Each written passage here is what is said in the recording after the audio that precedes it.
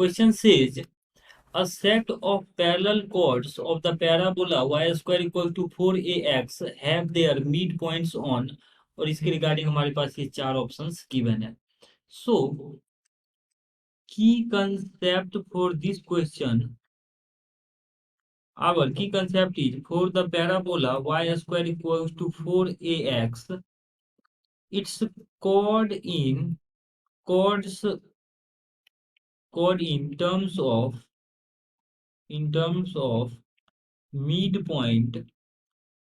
chord in terms of midpoint is t equals to s1. तो किसी भी parabola के कॉर्ड का इक्वेशन निकालना हो और मिड पॉइंट गिवन हो, तो इस केस में मिड पॉइंट के रिस्पेक्ट में हम उसका इक्वेशन निकालते दिया था t इक्वल टू s1, जहाँ पे t जो है टेंजेंट का इक्वेशन होता है और s1 जो है उसी पॉइंट को पैराबोला में रखने से जो वैल्यू आता है यानी पावर ऑफ पॉइंट होता है. नाउ अब हमारे पास जो पैराबोला है ये Y square equal to 4ax है, और सपोज इसका जो मिड पॉइंट है, मिड पॉइंट ऑफ कॉर्ड, तो यहाँ पे अगर हम देखें तो हमारे पास सपोज ये पैराबोला है,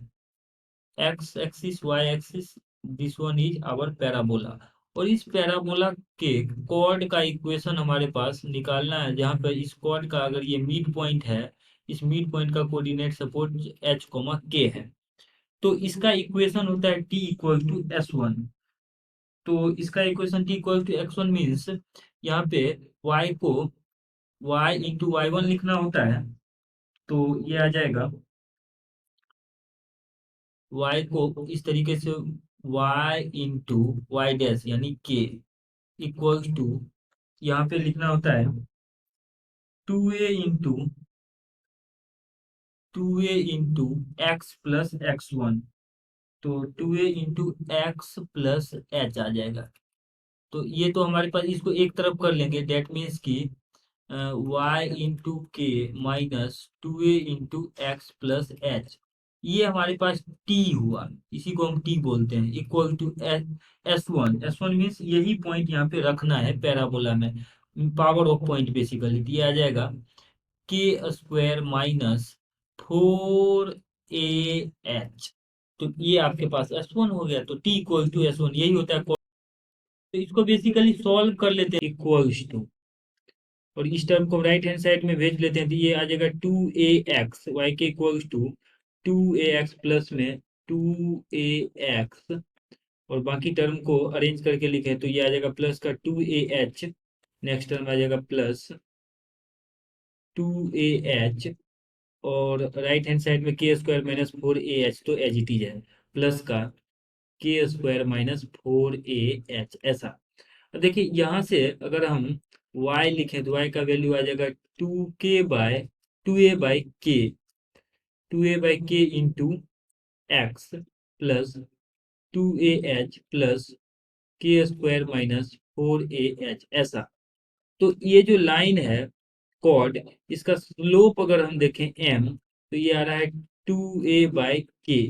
2a/k आ रहा है, डेट मीन्स कि k का जो वैल्यू है वो आ जाएगा 2a/m. तो यहाँ से k का वैल्यू आ रहा है हमारे पास 2a/m, और ये क्या है, ये स्लोप है हमारे पास, m स्लोप है, और